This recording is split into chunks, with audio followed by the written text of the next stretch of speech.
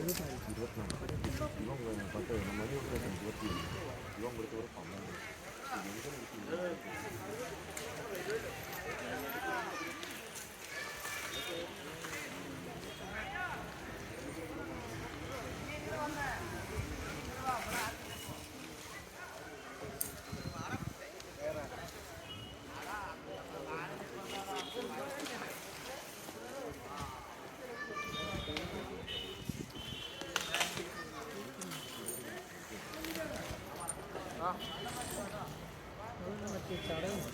നമ്മൾ നോക്കുന്നത് പെട്ടെന്ന്